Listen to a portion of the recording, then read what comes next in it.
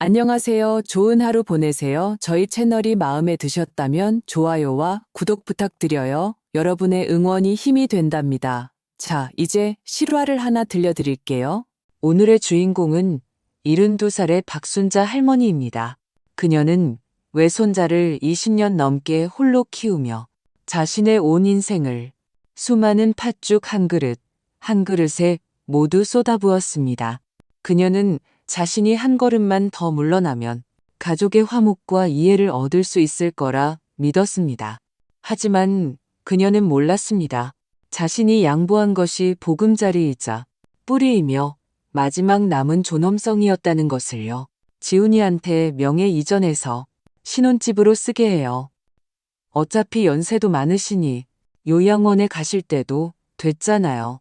이 말이 가장 아끼는 딸의 입에서 나왔을 때 당신이라면 어떻게 하시겠습니까?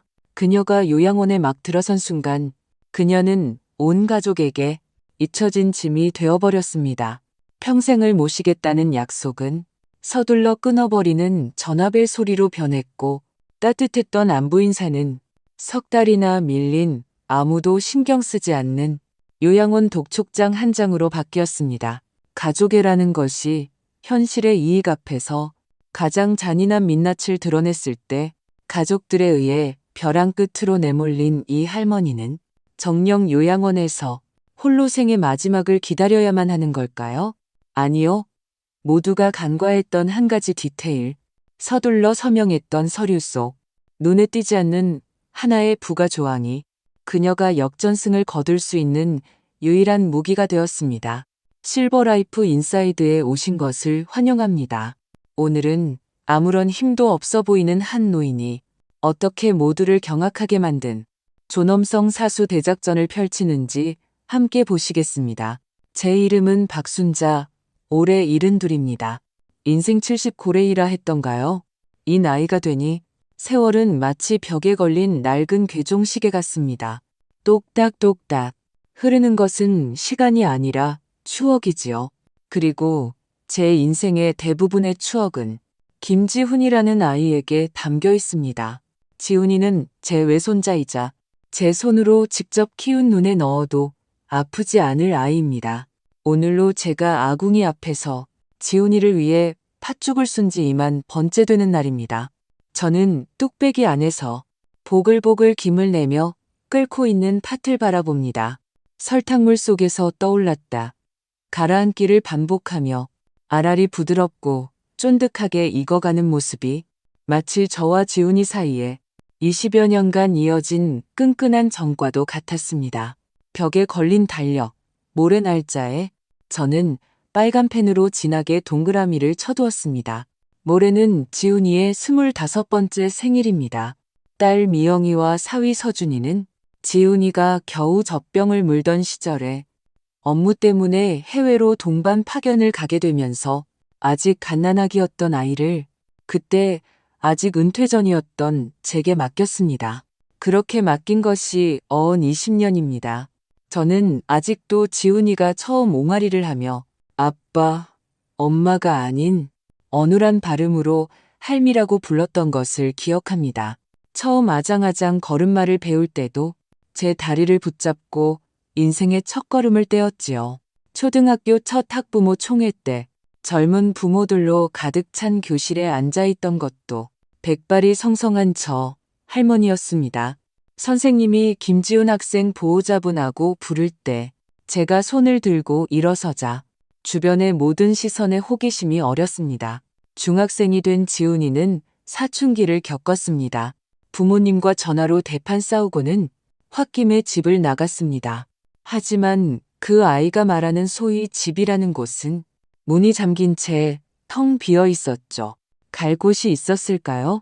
결국 비를 쫄딱 맞고 이 낡은 아파트 아래로 달려와 갈곳 잃은 아기 고양이처럼 서 있었습니다. 저는 한 번도 아이를 나무라지 않았습니다. 그저 묵묵히 뜨끈한 계란라면 한 그릇을 끓여주고 학업 스트레스와 부모님에 대한 서운함을 들어주었을 뿐입니다. 라면 한 그릇을 비우고 아이는 제 옆 작은 침대에서 세상 모르고 잠이 들었습니다. 마치 이곳이야말로 진정한 안식처인 것처럼요. 그렇게 25년이 흘렀습니다. 이제 지훈이는 대학을 졸업하고 좋은 회사에 다니는 키도 크고 훤칠한 청년이 되었습니다. 하지만 여전히 제 집에서 지내는 것을 더 편하게 생각합니다. 주말에나 부모님 댁에 손님처럼 들러 밥 한 끼 먹을 뿐이죠. 그 아이 말로는 할머니가 해주는 밥이라야 집밥 맛이 난다고 합니다. 할머니, 저 왔어요. 문고리 돌아가는 소리와 함께 지훈이의 활기찬 목소리가 저를 추억에서 끌어냈습니다.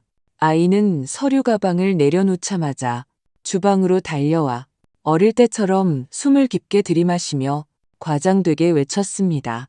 와, 냄새 좋다. 역시 할머니가 오늘 팥죽 끓여주실 줄 알았어요. 저는 웃으며 아이의 등을 토닥였습니다. 이 먹개비 같으니 얼른 손 씻어. 금방 다 된다.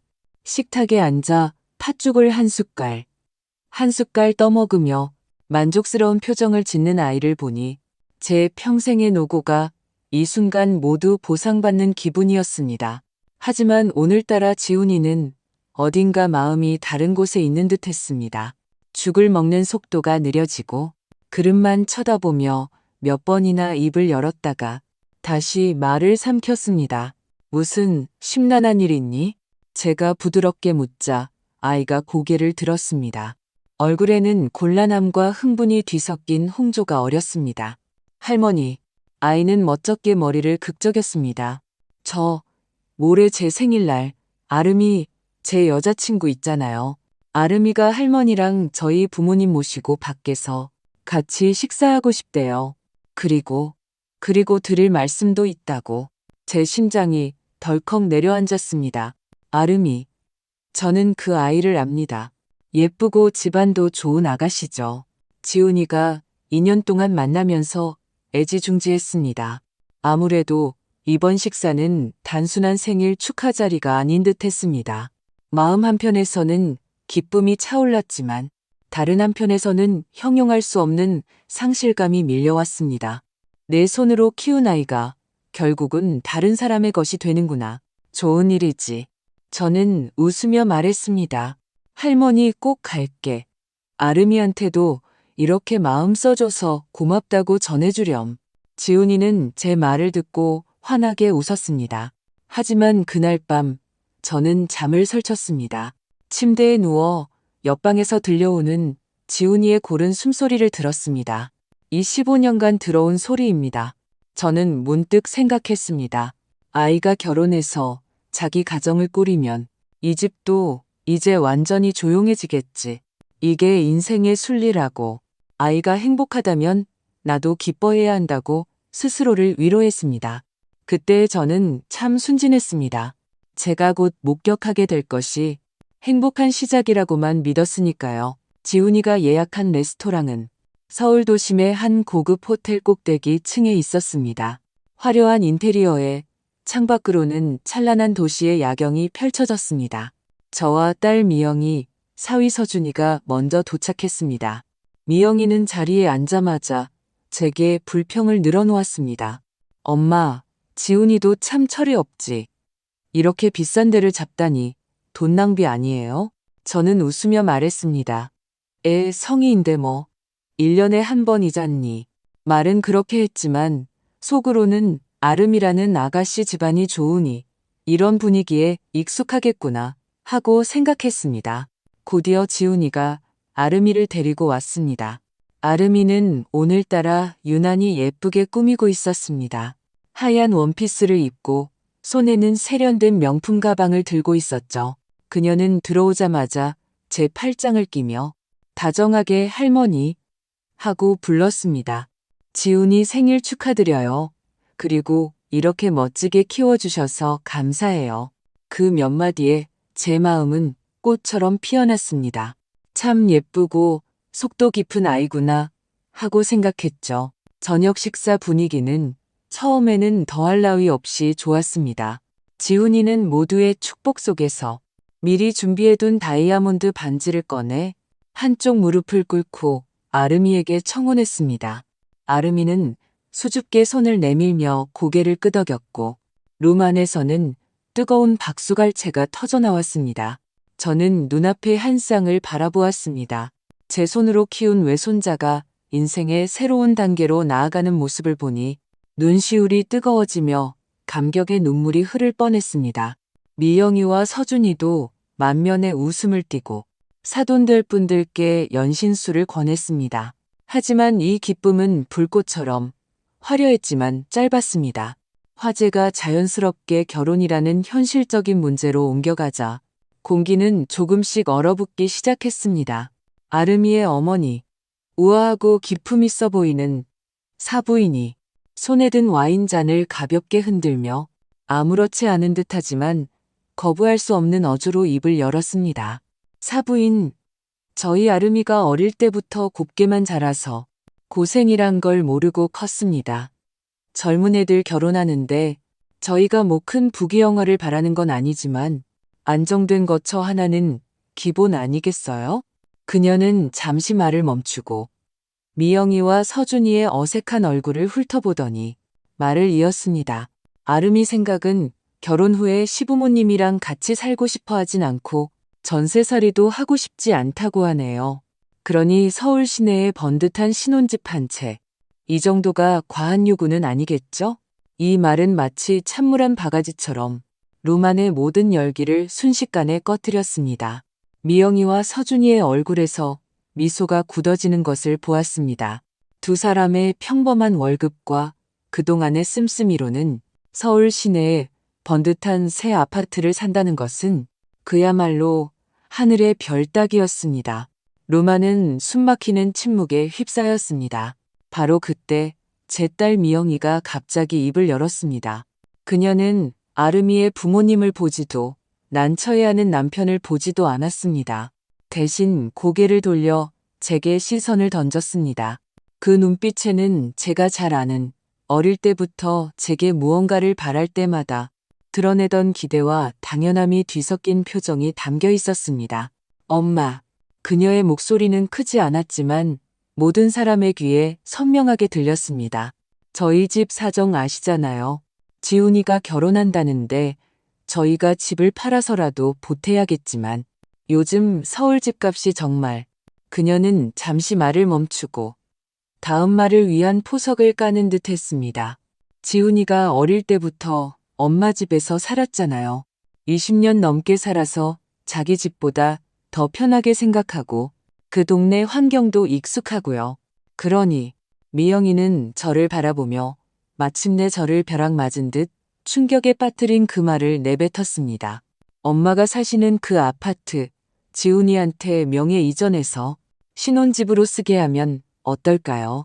윙 하는 소리와 함께 제 머릿속에서 수만 마리의 벌이 날아다니는 것 같았습니다. 저는 믿을 수 없다는 듯 제 딸을 쳐다보았습니다. 제가 애지중지 키운 딸을요. 그 아파트는 돌아가신 남편과 제가 평생을 바쳐 일해서 겨우 마련한 삶의 터전이었습니다. 그곳에는 우리의 40년 추억이 있고 지훈이가 어릴 때부터 키를 쟀던 자국이 있고 제 노년의 유일한 의지처이자 존엄성이 담겨 있었습니다. 그런데 이제 자기 아들의 앞길을 열어주기 위해 저더러 제 뿌리를 통째로 뽑아 내어주라는 것이었습니다. 저는 무의식적으로 주위를 둘러보았습니다. 사위 서준이는 처음부터 끝까지 고개를 숙인 채 테이블 위 메뉴판을 연구하는 척하며 저를 쳐다보지 않았습니다. 아름이와 그녀의 부모님은 그렇게 될 줄 알았다는 기대 섞인 표정이었습니다. 가장 제 마음을 아프게 한 것은 제 외손자 김지훈이었습니다. 저는 도움을 구하는 눈빛으로 그 아이를 보았습니다. 제가 가장 아끼고 가장 먼저 나서서 반대해 줄 것이라 믿었던 그 아이를요. 하지만 지훈이는 제 시선을 피했습니다. 아이는 테이블 위에 다이아몬드 반지를 곁에 있는 여자친구를 바라보며 처음부터 끝까지 한마디도 하지 않았습니다. 그 아이의 침묵은 가장 잔인한 묵인이었습니다. 미영이는 제가 말이 없자 아직 망설이는 줄 알고 제 뒤실까지 살뜰하게 계획해 주었습니다. 엄마, 걱정 마세요. 저희가 다 생각해뒀어요. 요즘 아주 좋은 실버타운이나 요양원이 많아요. 환경도 좋고 시설도 완벽하고 전문 인력이 돌봐주니까 혼자 쓸쓸하게 집에 계시는 것보다 훨씬 안전해요. 지훈이 결혼하면 저희가 엄마 그쪽으로 모실게요. 비용은 저희가 낼게요. 저희가 낼게요. 이 네 글자가 딸의 입에서 마치 큰 은혜를 베푸는 것처럼 들렸습니다. 저는 하늘이 빙빙 도는 것을 느꼈습니다. 심장을 보이지 않는 손이 꽉 움켜쥐는 것처럼 아파서 숨을 쉴 수가 없었습니다. 알고 보니 그들 눈에 저는 제 추억 가득한 집과 함께 언제든 희생될 수 있고 가격이 매겨질 수 있는 물건에 불과했습니다. 그들이 공들여 계획한 이 홍문연에서 저는 제 외손자의 행복한 앞날을 위해 바쳐지는 가장 푸짐한 재물이었습니다. 저는 눈앞에 익숙하면서도 낯선 얼굴들을 바라보며 입안에 쓴맛이 번지는 것을 느꼈습니다. 제 25년의 헌신이 고작 요양원 침대 하나 값이었던가요? 그날의 식사가 어떻게 끝났는지 제 기억은 이미 희미합니다. 다만 기억나는 것은 집으로 돌아오는 길에 미영이의 차에 앉아 한마디도 할 수 없었다는 것입니다. 창밖의 도시 네온사인은 물에 젖은 물감 덩어리처럼 제 눈앞에서 번져 흐릿하게 보였습니다. 제 마음은 창밖의 겨울밤보다도 더 차가웠습니다. 그날 이후로 제 작은 아파트는 더 이상 평온하지 않았습니다. 미영이와 지훈이는 약속이라도 한 듯 제게 번갈아가며 공세를 펴기 시작했습니다. 그들은 더 이상 요양원이라는 귀에 거슬리는 세 글자를 꺼내지 않았습니다. 대신 다정하고 따뜻한 얼굴로 가장 잔인한 감정적 인질극을 벌였습니다. 미영이는 거의 매일같이 찾아왔습니다. 더 이상 빈손이 아니라 제가 좋아하는 간식이나 새로 나온 과일을 사들고 왔습니다. 제 어깨를 주무르고 방을 정리해주며 제 귓가에 한숨 섞인 목소리로 지훈이의 어려움을 토로했습니다.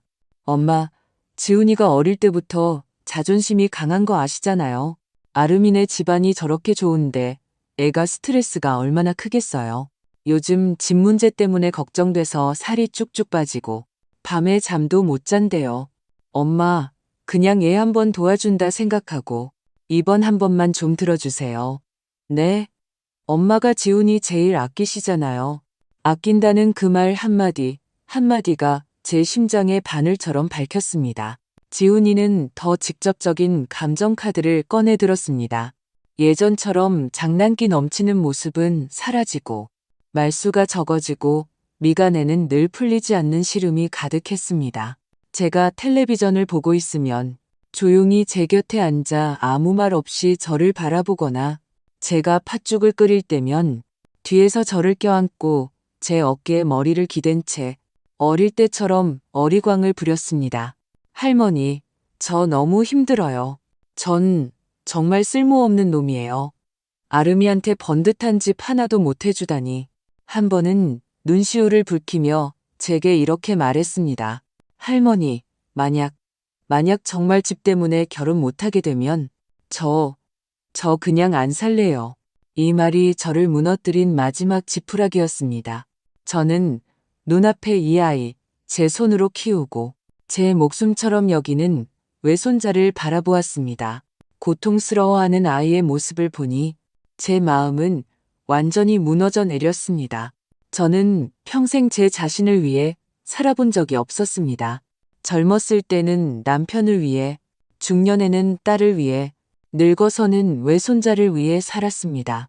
제 인생은 마치 그들을 이루어주기 위해 존재하는 것 같았습니다. 저는 밤마다 잠을 이루지 못했습니다.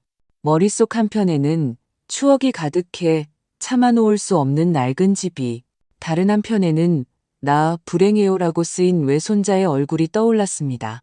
제가 달리 선택할 수 있었을까요? 제게 선택권이 있기나 했을까요? 제가 거절한다면 저는 외손자의 행복을 제 손으로 망가뜨린 이기적인 죄인이 될 것입니다. 모든 사람에게, 심지어 제 자신에게도 용서받지 못할 겁니다. 저는 결국 항복했습니다.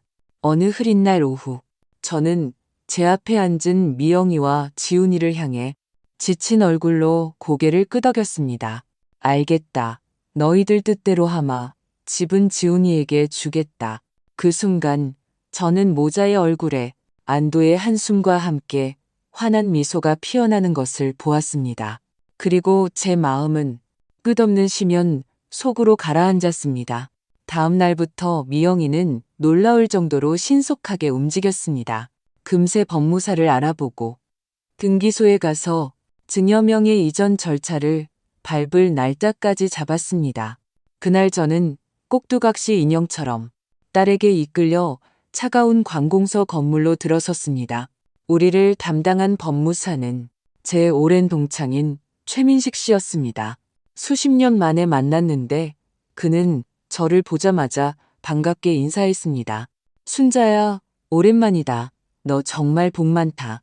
외손자가 벌써 결혼을 다 하고 저는 그의 웃는 얼굴을 보며 그저 눈이 부시다고만 느꼈습니다. 억지로 입꼬리를 당겨 웃어 보였습니다. 수속을 밟는 동안 민식 씨는 제게서 이상한 낌새를 눈치챘습니다. 제 손은 계속 떨리고 있었고 안색도 종이처럼 창백했으니까요. 그는 핑계를 대고 저를 탕비실로 따로 불러냈습니다. 순자야, 나한테 솔직히 말해봐. 그는 웃음기를 거두고 진지하게 물었습니다. 네가 정말 원해서 하는 거니? 저는 더 이상 참을 수 없었습니다. 눈물이 왈칵 쏟아져 내렸습니다. 저는 그에게 모든 자초지종을 털어놓았습니다. 민식 씨는 이야기를 다 듣고 나더니 화가 나서 얼굴이 벌개진 채 책상을 한번 내리쳤습니다. 말도 안 돼. 이건 정말 말도 안 되는 짓이야. 가족이라고 이렇게 사람을 올가매면 안 되지. 그는 잠시 생각에 잠기더니 저를 보며 목소리를 낮춰 말했습니다. 순자야, 내 말 잘 들어. 내 마음이 약한 거 알아. 오늘 이 서류에 도장을 찍어야만 하는 상황인 것도 알고. 하지만 우리가 이렇게 당하고만 있을 순 없어. 너 자신을 위한 마지막 안전장치는 남겨둬야 해. 저는 멍하니 그를 바라보았습니다. 이렇게 하자. 그가 단호하게 말했습니다. 증여계약서에 부담부 증여 조항을 하나 추가하는 거야. 흑과 백으로 명명백백하게 적어두는 거지.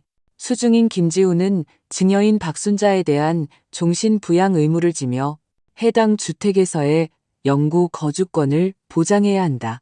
만일 이 부담을 위반할 시 증여인은 본 증여를 해제할 수 있다. 라고. 그게 효과가 있을까? 저는 떨리는 목소리로 물었습니다. 있어. 민식 씨가 단호하게 말했습니다. 이건 법이야. 네 마지막 무기라고. 저 사람들은 지금 집을 받는 데만 정신이 팔려서 이런 조항들을 꼼꼼히 읽어보지 않을 거야. 네가 서명하면 저 사람들 뜻도 이뤄주고 너 자신도 지킬 수 있어. 내 말 믿어. 사무실로 돌아오자.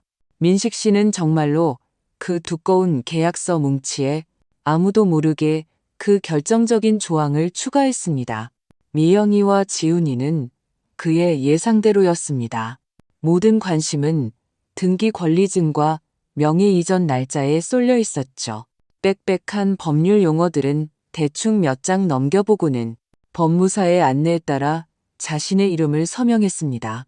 제가 떨리는 손으로 증여인 칸에 박순자 세 글자를 쓸 때 제 심장은 한 조각 도련해진 것 같았습니다. 저는 붓을 내려놓는 그 순간부터 제가 제 손으로 스스로를 집 없는 사람으로 만들었다는 것을 알았습니다. 제 유일한 희망은 민식 씨가 말한 제가 완전히 이해하지도 못했던 그 조항이 제 노년의 마지막 부적이 되어주길 바라는 것뿐이었습니다. 집이 지훈이 명의로 넘어가자마자 미영인의 가족의 태도에는 미묘한 변화가 생겼습니다. 조심스럽게 비위를 맞추던 모습은 사라지고 그 자리에는 당연하다는 듯한 주인의 자세가 자리 잡았습니다. 그들은 서둘러 인테리어를 어떻게 할지, 어떤 새 가구를 들일지 논의하기 시작했습니다. 아름이는 심지어 디자이너까지 데려와 제 추억이 가득한 거실에서 이래라 저래라 지시를 내렸습니다. 저는 마치 외부인처럼 구석의 낡은 등나무 의자에 앉아 더 이상 제 것이 아닌 미래를 신나게 계획하는 그들을 바라보았습니다. 아무도 제 의견을 묻지 않았고 물어볼 필요가 있다고 생각하지도 않는 듯 했습니다. 보름 후 제 새집이 될 곳, 서울 근교의 늘 푸른 실버타운도 미영이가 전부 처리해 두었습니다. 저를 그곳에 데려다 주던 날은 날씨도 좋고 햇살도 따뜻했습니다. 요양원 환경은 딸의 말대로 깨끗하고 정돈되어 있었고 정원과 활동실도 갖춰져 있었습니다. 모든 것이 질서정연해 보였습니다. 하지만 제가 정문을 들어서는 순간 소독약과 한약 그리고 노인 특유의 냄새가 섞인 공기가 제 마음을 쿵 내려앉게 했습니다. 저는 알았습니다. 이곳 환경이 아무리 좋아도 이곳은 집이 아니라는 것을요. 집은 팥죽의 달콤한 향기가 나는 곳입니다. 미영이는 수속을 마치고 생활용품을 받아 저를 방으로 데려갔습니다. 그곳은 약 2평 남짓한 2인실이었습니다.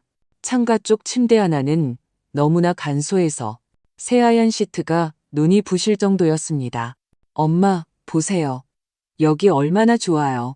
미영이는 제 침구를 깔아주며 마치 휴양지를 소개하듯 경쾌하게 말했습니다. 밥도 주고 잠자리도 있고 24시간 돌봐주는 사람도 있으니 혼자 집에 계시는 것보다 훨씬 안전하잖아요. 안심하고 지내세요. 저희가 시간 날 때마다 보러 올게요. 딸은 말을 마치고 손목시계를 보더니 회사에 중요한 회의가 있다며 서둘러 떠났습니다. 같은 방을 쓰는 분은 이 시성을 가진 할머니였습니다. 저보다 나이가 몇 살 많았는데 반신불수로 거동이 불편했습니다. 그녀는 저를 보며 쓴웃음을 지었습니다. 또 효자 자식 둔 양반 하나 들어왔네. 저는 그렇게 72살의 나이에 요양원에 입소했습니다. 처음에는 모든 것이 미영이가 약속한 대로 흘러가는 듯 했습니다. 지훈이와 아름이는 결혼 전 한 달 동안 거의 매주 주말마다 찾아왔습니다. 지훈이는 어릴 때처럼 제 침대 맡에 앉아 회사에서 있었던 재미있는 일들을 이야기해 주었고 아름이는 세련된 디저트를 사오곤 했습니다. 그때 저는 심지어 스스로를 위로하기도 했습니다. 어쩌면 이것도 괜찮을지 모른다고요. 제가 집 한 채를 희생해서 외손자의 행복을 얻었고 그들의 배가 된 효도도 받았으니까요. 하지만 이 효도는 지훈이의 결혼식이 끝나자마자 급격히 할인을 받기 시작했습니다. 그들이 오는 횟수는 일주일에 한 번에서 점점 2주에 한 번, 다시 한 달에 한 번으로 줄어들었습니다. 가져오는 선물도 정성껏 고른 디저트에서 마트에서 아무렇게나 집어온 평범한 선물 세트로 바뀌었습니다. 전화 통화도 점점 짧아졌습니다. 예전에는 지훈이가 신혼생활의 소소한 일들을 이야기해주곤 했는데 이제 전화를 받으면 늘 판에 박힌 안부 인사뿐이었습니다. 할머니, 몸은 괜찮으세요? 돈은 부족하지 않으시고요? 그럼 저희 이만 끊을게요. 아름이가 저 불러서요. 저는 그들과 저 사이의 가족이라는 끈이 시간과 거리 속에서 무정하게 늘어지고 닳아 없어지고 있다는 것을 느꼈습니다. 저는 요양원 창가의 망부석이 되었습니다. 매일 오후 저는 의자를 창가로 가져가 정문으로 향하는 길을 바라보며 익숙한 차가 들어오기를 기다렸습니다. 대부분은 실망으로 끝났습니다. 저는 다른 사람들의 자손들이 주말에 휠체어를 밀며 그들의 부모, 조부모와 정원을 산책하는 모습을 보았습니다. 그들의 제잘거리는 웃음소리를 들으며 제 마음은 마치 레몬물에 담근 것처럼 쉬고 떨궜습니다. 제 몸도 마음을 따라 하루하루 무너져 내렸습니다. 밤마다 잠을 설치고 무엇을 먹어도 입맛이 없었습니다. 몇 달 만에 몸무게가 10kg 가까이 줄었습니다. 저를 무너뜨린 마지막 지푸라기는 갑작스럽게 찾아온 지독한 감기였습니다. 그날 밤 갑자기 고열이 나고 온몸이 춥고 머리가 깨질듯이 아팠습니다. 저는 침대 머리맡에 비상벨을 눌렀습니다. 요양보호사가 금방 달려와 체온을 재고 해열제를 주었습니다. 열에 들떠 몽롱한 와중에도 제 머릿속에는 단 하나의 생각뿐이었습니다. 지훈이가 보고 싶다. 저는 떨리는 손으로 요양보호사에게, 외손자에게 전화를 걸어달라고 부탁했습니다. 전화가 연결되고 요양보호사가 제 귀에 수화기를 대주었습니다. 저는 온 힘을 다해 쇠약한 목소리로 지훈아 하고 불렀습니다. 전화기 너머에서는 아름이의 몹시 짜증 섞인 목소리가 들려왔습니다. 누구세요? 아, 할머니요. 지훈 씨 지금 바빠요. 내일 중요한 프로젝트 발표가 있어서 일찍 잤어요. 무슨 일이세요? 나열이나. 열이요? 아름이의 목소리에는 걱정 한 점 없이 귀찮음만 가득했습니다. 할머니, 요양원에 의사도 있고 간호사도 있잖아요. 그런 사소한 일은 그분들한테 처리해달라고 하세요. 왜 한밤중에 저희한테 전화해서 그러세요? 저희가 도와드릴 수 있는 것도 없는데. 전화기 너머 저는 배경음으로 지훈이가 친구들과 온라인 게임을 하며 흥분해서 외치는 소리를 똑똑히 들었습니다. 아름이는 말을 마치고 제가 더 말할 틈도 주지 않고 탁 소리를 내며 전화를 끊어버렸습니다. 수화기에서 들려오는 뚜 하는 소리를 들으며 저는 어둠 속에 누워 있었습니다. 뜨거운 눈물 한 줄기가 눈가에서 흘러내려 차가운 베개를 적셨습니다. 그 순간 제 마음은 완전히 싸늘해졌습니다. 저는 마침내 깨달았습니다. 제가 편안한 노후를 위해 보내진 것이 아니라 유배를 당했다는 것을요. 그 지독한 감기는 산불처럼 제 가뜩이나 허약해진 몸을 순식간에 태워버렸습니다. 고열은 내렸지만 제 몸은 좀처럼 회복되지 않았고 폐렴까지 겹쳐 매일 기침을 하고 밤에는 식은땀과 심계항진으로 뜬 눈으로 밤을 새웠습니다. 요양원 의사는 몇 번 진찰하고는 항생제만 처방해주며 큰 병원에 가서 정밀 검사를 받아보라고 권했습니다. 저는 미영이에게 전화를 걸어 의사의 권유를 전했습니다. 딸은 전화기 너머에서 한참 동안 침묵하더니 몹시 피곤한 목소리로 말했습니다. 엄마, 알았어요. 제가 요즘 회사에 큰 프로젝트가 있어서 도저히 시간을 낼 수가 없네요. 이것만 마무리하고 바로 모시고 갈게요. 이것만 마무리하고라는 기다림은 2달이 되었습니다. 그 2달 동안 제 몸 상태는 날로 악화되었습니다. 처음에는 지팡이를 짚고 정원을 산책할 수 있었지만 나중에는 침대에서 내려오는 것조차 힘들어졌습니다. 요양원 비용도 제가 더 많은 의료처치와 특별식이 필요해지면서 천정부지로 치솟았습니다. 미영이는 처음에는 제때 비용을 냈지만 나중에는 미루기 시작했습니다. 어쩔 때는 일주일, 어쩔 때는 보름씩 늦었습니다. 제가 전화를 걸어 물어보면 늘 온갖 이유를 댔습니다. 엄마, 죄송해요. 이번 달 회사 보너스가 아직 안 나와서. 아이고, 또 깜빡했네. 내일 꼭 낼게요. 제 마음속 불안감은 점점 커져만 갔습니다. 저는 마치 딸 가족에게 점점 더 멀리 차여나가는 공 같았습니다. 마침내 제가 요양원에 들어온 지 10달째 되던 날, 팽팽하게 당겨져 있던 끈이 끊어졌습니다. 그날 오후 요양원의 책임자인 김 원장이 직접 제 방으로 찾아왔습니다. 그는 40대 중반의 여성으로 평소에는 늘 웃는 얼굴이었지만 오늘은 그의 얼굴에 사무적이면서도 곤란한 표정이 서려 있었습니다. 그는 먼저 의례적으로 제 건강 상태를 물어보더니 화제를 바꾸었습니다. 박순자 어르신. 그는 서류철에서 납부 통지서 한 장을 꺼내 제 침대 옆 탁자 위에 조용히 올려놓았습니다. 다름이 아니라 저희 요양원 비용이 석 달째 미납되셨습니다. 총 1,500만 원입니다. 1,500만 원.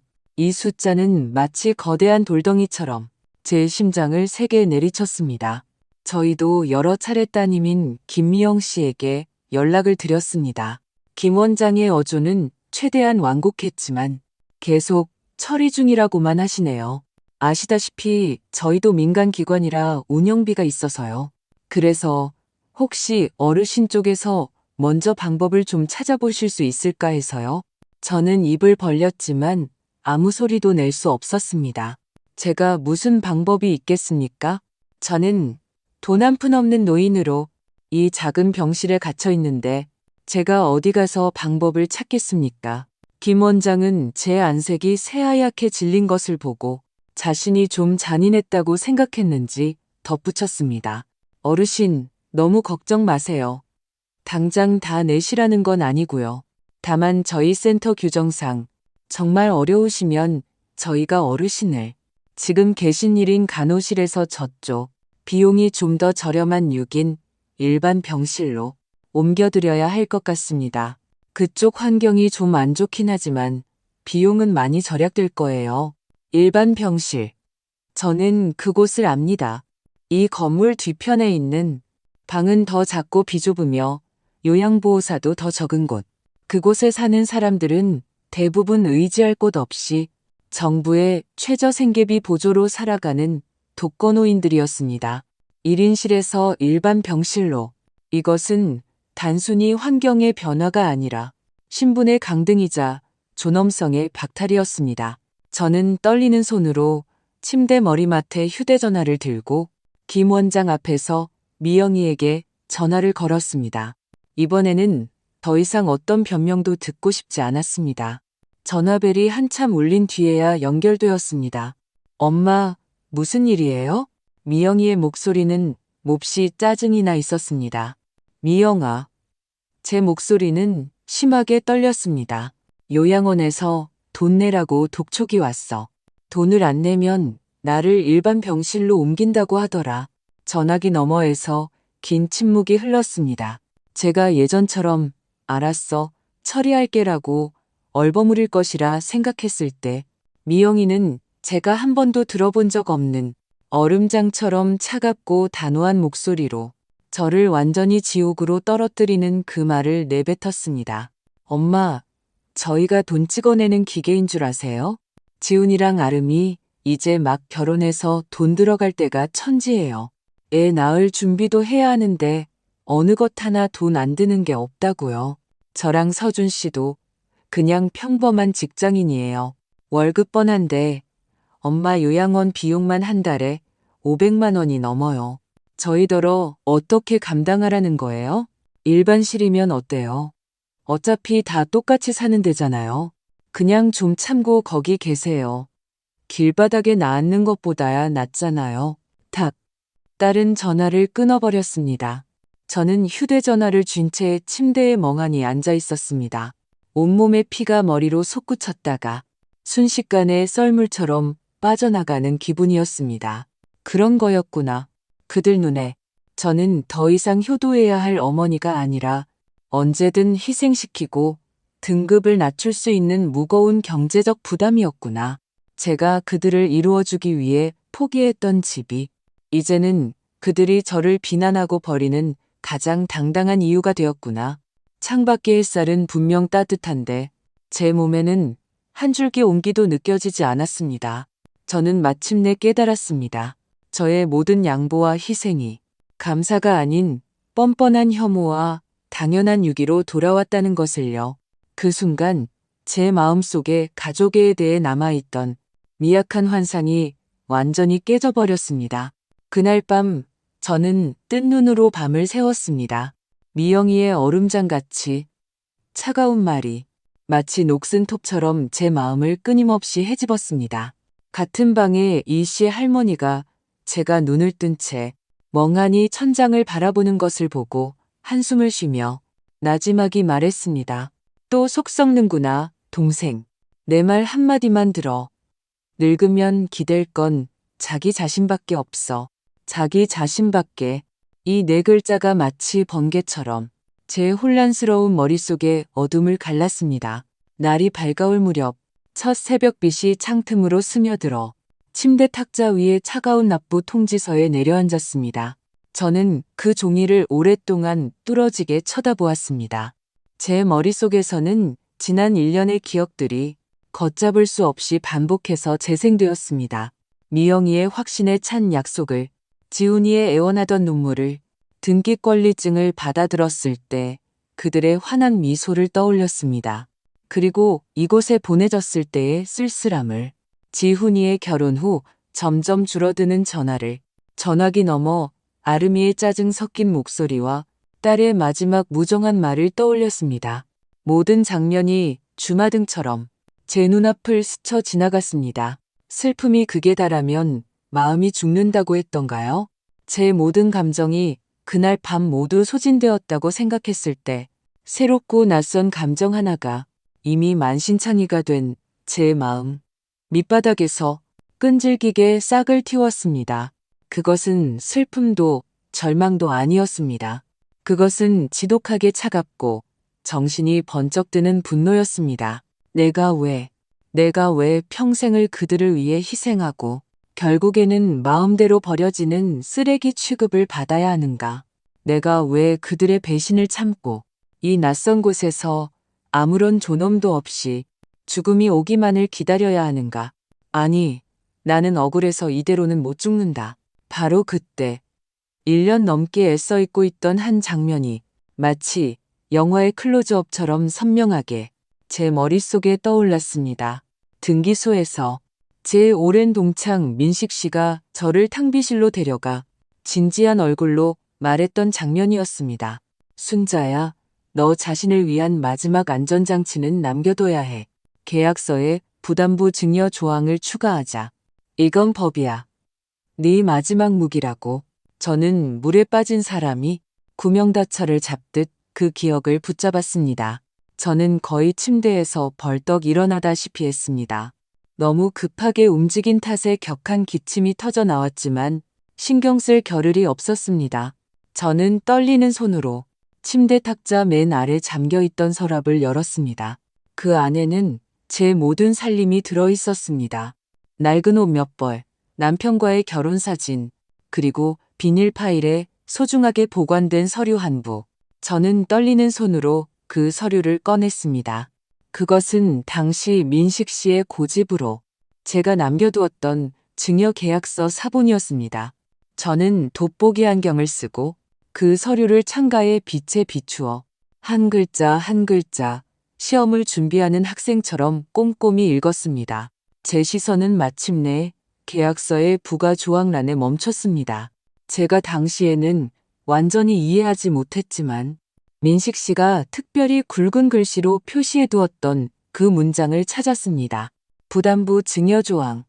수증인 김지우는 증여인 박순자에 대한 종신 부양 의무를 지며 해당 주택에서의 영구 거주권을 보장해야 한다.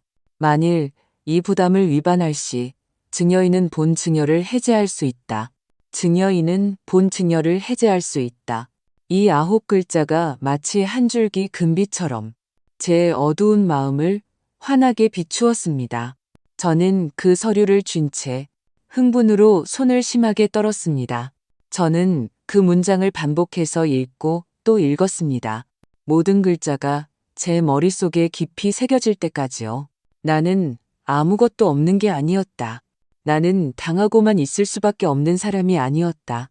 저는 한 번도 느껴본 적 없는 차가운 용기가 척추를 타고 머리끝까지 솟구치는 것을 느꼈습니다. 저는 얼굴에 눈물 자국을 닦아내고 병으로 굽었던 등을 꼿꼿이 폈습니다. 저는 요양원의 공중전화 부스로 걸어가 주머니에서 소중히 간직해왔던 민식 씨의 법무사 사무소 전화번호가 적힌 동전을 꺼냈습니다. 전화가 연결되자 민식 씨의 익숙하고 차분한 목소리가 들려왔습니다. 여보세요. 저는 깊게 숨을 들이마시고 제 자신도 낯설게 느껴지는 차분하고 단호한 목소리로 말했습니다. 최 법무사님, 저 박순자입니다. 준비됐어요. 제 집, 제 모든 것을 되찾을 수 있게 도와주세요. 민식 씨의 행동은 제 생각보다 훨씬 신속하고 강력했습니다. 그는 바로 소송을 제기하지 않고 먼저 제 대리인 자격으로 미영이와 지훈이에게 내용이 명확하고 엄격한 내용 증명을 보냈습니다. 내용 증명의 내용은 간단했습니다. 첫째, 그들이 증여계약서에 부담부 증여 조항에 명시된 부양 의무를 이행하지 않았으며 요양원 비용, 납부, 거부 등의 행위로 사실상의 유기를 구성했음을 명시했습니다. 둘째, 계약 조항에 근거하여 제가 증여 해제권을 행사할 것임을 공식적으로 통보했습니다. 셋째, 내용 증명을 받은 후 15일 이내에 자발적으로 부동산 반환명의 이전 절차에 협조하지 않을 경우 소송을 제기할 것임을 알렸습니다. 넷째, 지난 1년간 제가 입은 정신적 피해와 모든 의료 비용을 배상할 것을 요구했습니다. 이 내용 증명은 마치 거대한 폭탄처럼 미영인의 집에 엄청난 파장을 일으켰습니다. 가장 먼저 전화를 걸어온 것은 지훈이었습니다. 그의 목소리에는 충격과 불신이 가득했습니다. 할머니, 저를 고소하신다고요? 집을 다시 뺏어 가시겠다고요? 그럼 저랑 아름이는 어떡해요? 저는 대답하지 않고 제 곁에 있던 민식 씨에게 수화기를 넘겼습니다. 민식 씨는 전화를 받아들고 얼음장처럼 차갑고 전문적인 어조로 말했습니다. 김지훈 씨, 지금 통화하는 사람은 박순자 여사님의 위임 변호인입니다. 부동산 문제에 관해서는 당신의 어머니인 김미영 씨께서 당초 이 부동산이 당신에게 증여되는 전제 조건이 당신들이 부양 의무를 이행하는 것이었음을 분명히 인지하고 계셨을 텐데요. 지금은 당신들이 먼저 계약을 위반했습니다. 전화기 저편에서 미영이가 전화를 빼앗아 들고 날카로운 목소리로 소리쳤습니다. 무슨 부양 의무요? 우리가 언제 안 모셨어요? 우리가 맛있는 거 사드리고 좋은 요양원에 보내드렸는데 우리더러 뭘 더 어쩌라고요? 최 씨, 똑똑히 들어요. 우리 모자 사이 이간질할 생각 마세요. 집은 이미 지훈이 거예요. 누구도 뺏어갈 수 없다고요. 민식 씨는 냉소했습니다. 김미영 씨, 아직 상황 파악이 안 되시는군요. 법은 시장 바닥이 아닙니다. 목소리 크다고 이기는 곳이 아니라고요. 협상을 거부하신다면 간단합니다. 법정에서 봅시다. 그들은 민식 씨의 경고를 귓등으로도 듣지 않는 듯 했습니다. 아마 그들 생각에는 제가 결국은 그들의 어머니이자 할머니이므로 가족애가 그들의 마지막 방패막이가 되어줄 것이고 제가 차마 모질게 법정까지 가지는 못할 것이라 여겼을 겁니다. 그들은 틀렸습니다. 한 달 후 변호사 사무실 회의실에서 가족조정회의가 열렸습니다. 미영이, 서준이, 지훈이, 그리고 아름이까지 모두 왔습니다. 그들의 얼굴에는 모욕당한 듯한 분노와 이길 수 있다는 오만함이 가득했습니다. 엄마, 도대체 뭘 원하시는 거예요? 미영이는 자리에 앉자마자 저를 다그쳤습니다. 굳이 이렇게 집안 망신 다 시켜서 온 동네 사람들이 우리 집 구경하게 만드실 셈이세요? 지훈이도 눈시울을 붉히며 감정에 호소했습니다. 할머니, 정말 저를 이렇게까지 미워하시는 거예요? 이 집 하나 때문에 정말 이 손자까지 버리시려는 거예요? 저는 그들의 위선적인 얼굴들을 바라보며 마음이 평온해지는 것을 느꼈습니다. 반년 전이었다면 저는 이 말들에 가슴이 찢어졌을 겁니다. 하지만 지금은 그저 우스울 뿐이었습니다. 저는 말없이 민식 씨에게 고개를 끄덕였습니다. 민식 씨는 헛기침을 한 번 하고 부담부 증여 조항이 포함된 증여계약서에 확대 복사본과 공식적인 증여 해제 내용 증명을 마치 카드를 돌리듯 한 부씩 그들 앞에 놓았습니다. 김미영 씨, 김지훈 씨, 민식 씨의 목소리는 크지 않았지만 위험이 있었습니다. 당신들이 직접 서명한 이 계약서를 자세히 한번 보시죠. 특히 부가 조항 제7조를요. 저는 미영이와 지훈이의 얼굴이 그 굵은 글씨로 된 몇 줄을 확인한 후 순식간에 변하는 것을 보았습니다. 오만함에서 놀라움으로 그리고 공포로 바뀌는 그 변화가 그들의 얼굴에 선명하게 쓰여 있었습니다. 아니야, 이럴 리 없어. 미영이가 정신 나간 듯 소리쳤습니다. 그때는 이런 조항 없었어요. 김미영 씨, 지금 공인된 법무사의 전문성을 의심하시는 겁니까? 아니면 이 서류의 법적 효력을 의심하시는 겁니까?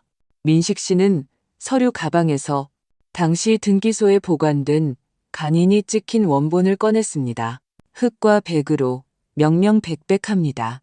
만약 위조가 의심되시면 언제든 필적 감정을 신청하셔도 좋습니다. 지훈이의 얼굴은 이미 종이장처럼 하얘졌습니다. 그는 아마 마침내 기억해냈을 겁니다. 1년 전 그가 집을 빨리 받고 싶은 마음에 빽빽한 조항들을 꼼꼼히 읽어보지 않았다는 것을요.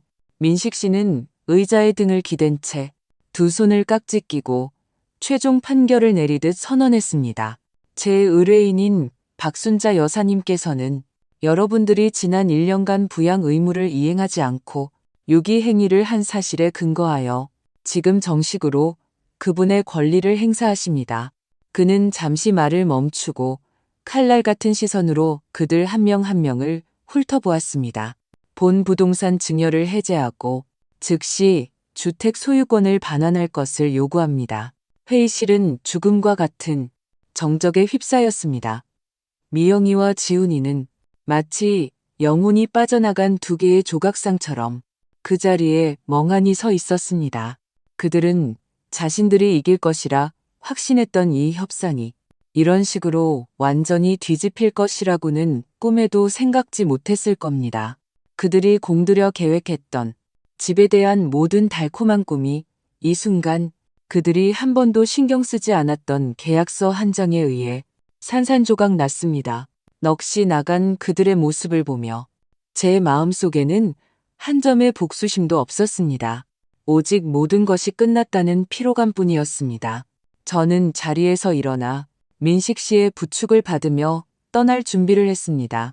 문 앞에 이르렀을 때 저는 걸음을 멈추고 고개를 돌려 제가 한때 가장 사랑했던 지금은 낯설고 절망적인 눈빛으로 저를 바라보는 외손자를 보았습니다. 저는 그에게 평온한 목소리로 마지막 말을 건넸습니다. 지훈아, 할머니가 평생 너에게 모든 걸 다 줬지만 내 엄마가 가르쳐주지 않은 두 가지가 있단다. 이제 내가 직접 가르쳐줘야겠어. 하나는 선이라는 것이고 다른 하나는 존중이란다. 그 조정회의 이후 미영인의 가족은 완전히 정신을 차렸습니다. 아마 다른 변호사에게 자문을 구하고 흑과 백으로 명시된 법률 서류 앞에서는 어떤 감정적 호소도 소용없다는 것을 깨달았을 겁니다. 그 후 며칠간 그들의 태도는 180도 바뀌었습니다. 먼저 지훈이가 거의 매일 요양원으로 찾아와 온갖 비싼 보약을 사들고 제 침대 앞에 무릎을 꿇고 눈물 콧물을 쏟으며 참회했습니다. 자신이 잠시 정신이 나갔었다고, 아름이와 그 집안의 압박에 못 이겨 그랬다고, 제발 한 번만 더 기회를 달라고 빌었습니다. 이어서 미영이도 체면을 버리고 매일같이 와서 제 몸을 닦아주고 마사지를 해주며 요양보호사보다 더 살갑게 굴었습니다.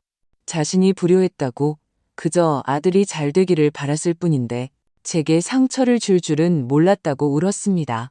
제 앞에서 탕하의 귀한 연극을 펼치는 그들을 보며 제 마음에는 더 이상 아무런 파문도 일지 않았습니다.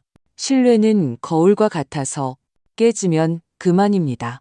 아무리 조심스럽게 다시 붙인다 해도 그 균열은 영원히 존재할 테니까요. 민식 씨의 도움으로 법적 절차는 신속하게 진행되었습니다. 법원은 최종적으로 증여 해제가 성립된다고 판결했고 주택 소유권은 공식적으로 제 이름으로 돌아왔습니다. 새 등기 권리증을 받은 날, 저는 그 위에 적힌 제 이름을 어루만지며 만감이 교차했습니다. 저는 민식 씨에게 말했습니다. 민식아, 고맙다. 네가 아니었으면 이 늙은이 뼈는 정말 요양원에서 썩었을 거야. 민식 씨는 웃으며 말했습니다. 나는 그저 네가 당연히 가져야 할 것을 되찾아준 것뿐이야. 이제 앞으로 어떻게 할 셈이야? 집으로 돌아갈 거니? 그래, 이제 앞으로 어떻게 해야 할까? 모두가 아마 통쾌한 복수극을 기대했을 겁니다. 그들은 제가 승리한 여왕처럼 그 불효 막심한 모자를 길거리로 내쫓는 모습을 기다렸을지도 모릅니다. 하지만 저는 그러지 않았습니다. 새 등기 권리증을 받은 후 저는 혼자 그 익숙하면서도 낯선 아파트로 돌아갔습니다. 집 안에는 지훈이와 아름이가 급하게 이사 들어왔을 때의 모습이 그대로 남아 있었습니다. 비싼 소파, 거대한 텔레비전, 곳곳에 저와는 어울리지 않는 젊은이들의 허영이 묻어 있었습니다. 저는 아무것도 건드리지 않고 그저 제 낡은 등나무 의자에 조용히 앉아 오랜 시간 생각에 잠겼습니다. 저는 자식들의 참회 전화를 기다리지 않았습니다. 대신 요양원의 김 원장에게서 전화가 왔습니다. 그는 제게 바로 오늘 아침 미영이가 제가 밀렸던 요양 비용 1,500만 원을 한 푼도 빠짐없이 모두 정산했다고 말해주었습니다. 전화를 끊고 제 눈시울이 약간 뜨거워졌습니다. 저는 이것이 미영이의 뒤늦고 서툰 사과라는 것을 알았습니다. 며칠 후 저는 제가 가장 좋아하던 찻집에서 지훈이에게 만나자고 했습니다. 아이는 약속 장소에 나타났을 때 살이 쏙 빠지고 눈에는 핏발이 서 있었습니다. 저를 보자마자 힘없이 할머니 하고 부르고는 더 이상 말을 잇지 못했습니다. 저는 아이를 나무라지도 집 이야기를 꺼내지도 않았습니다. 그저 미리 준비해둔 새로운 서류 한 부를 아이 앞에 내밀었습니다. 할머니, 아이는 서류 위의 글자를 보고 얼어붙었습니다. 그것은 주택 임대차 계약서였습니다. 지훈아, 제가 평온하게 말했습니다. 할머니가 오랫동안 생각해봤어. 이 집은 너희의 신혼집이기도 하고 할머니의 노후 대책이기도 해. 이 두 가지는 사실 충돌하지 않아. 저는 계약서를 가리키며 말했습니다. 내가 이 집을 너희에게 정식으로 세를 줄게. 시세대로 하되 할머니가 20% 깎아줄 테니 너희는 매달 월세를 내라. 너희는 떳떳하게 집에 살고 나는 그 돈으로 내 요양 비용을 내니 나도 당당할 수 있지. 우리 사이에 깨끗하게. 누구도 누구에게 빚진 것 없이 말이야. 지훈이가 고개를 들었습니다. 눈가가 붉어지고 입술이 떨렸습니다. 할머니, 내 말 아직 안 끝났다. 저는 아이의 말을 끊었습니다. 하지만 조건이 하나 있어. 계약서에 조항을 하나 더 추가할 거야. 네가 아주 잘 아는 그 부담부 조항 말이다. 그 조항은 네가 내 세입자일 뿐만 아니라 내 외손자이기도 하다는 걸 상기시켜 줄 거야. 너는 자주 나를 보러 와야 하고 내 안부를 묻고 가족으로서의 책임을 다해야 해. 네가 그걸 지키면 이 계약은 영원히 유효할 거다. 제가 만약 지키지 못하면 어떻게 될지는 말하지 않았지만 아이는 모든 것을 알아들었습니다. 아이는 그 계약서를 받아들고 저를 보며 무겁게 고개를 끄덕였습니다. 저의 두 번째 결정은 제 자신에 관한 것이었습니다. 저는 집으로 돌아가지 않았습니다. 제가 한때 감옥이라고 여겼던 그 요양원으로 돌아갔습니다. 다만 이번에는 제가 6인 일반 병실에서 등급 강등을 기다리던 가련한 노인이 아니었습니다. 미영이가 밀린 비용을 다 낸 후 저는 제 스스로의 결정으로 일반 병실에서 햇살이 가장 잘 드는 그 일인 간호실로 당당하게 돌아왔습니다. 저는 이 요양원에서 스스로의 힘으로 존엄을 되찾은 첫 번째 할머니가 되었습니다. 삶은 그렇게 다시 시작되었습니다. 지훈이와 미영이는 매달 정해진 날짜에 제 계좌로 월세를 보냈습니다. 신기하게도 지훈이는 매달 약속된 월세 외에 100만 원을 더 보냈습니다. 제가 전화를 걸어 물어보면 아이는 전화기 저편에서 마치 잘못을 저지른 아이처럼 작은 목소리로 말했습니다. 할머니, 그건 저랑 아름이가 드리는 용돈이에요. 저는 알았습니다. 아이가 자신만의 방식으로 서툴게 자신이 저지른 잘못을 메워가고 있다는 것을요. 주말이면 그들은 아름이를 데리고 요양원으로 저를 보러 왔습니다. 더 이상 빈손이 아니라 제가 좋아하는 팥죽을 사들고 왔습니다. 아름이도 예전보다 훨씬 철이 든 모습이었습니다. 알아서 제 등을 주물러주고 제 말벗이 되어주었습니다. 우리의 관계는 이상하게 변했습니다. 예전처럼 허물없이 친밀하지는 않았지만 당연하게 여겼던 부담과 계산도 없어졌습니다. 그들은 제게 조심스러운 존중과 경외심을 보였고 저는 그들에게 끝없는 헌신과 희생을 거두었습니다. 우리는 집주인과 세입자 같기도 하고 사랑하는 법을 다시 배워가는 가족 같기도 했습니다. 어느 햇살 좋은 오후, 저는 같은 방에 이씨 할머니와 함께 요양원 정원에서 오후에 차를 마시고 있었습니다. 저는 젊었을 때부터 배우고 싶었던 서예반에 등록했고 방금 쓴 글씨 한 점을 그녀에게 보여주었습니다. 이씨 할머니는 감탄하며 말했습니다. 순자 씨, 이제 정말 인생을 깨달은 사람 같네. 돈도 있고 시간도 있고 자손들도 효도하고 정말 부럽다. 저는 웃었습니다. 저는 멀리 지훈이가 미영이와 아름이를 태우고 요양원을 향해 차를 몰고 오는 것을 보았습니다. 햇살이 그의 차창에 부딪혀 반짝였습니다. 그들은 진정으로 제게 가족애라는 족쇄를 제 손으로 깨고 자아를 찾을 권리를 주었습니다.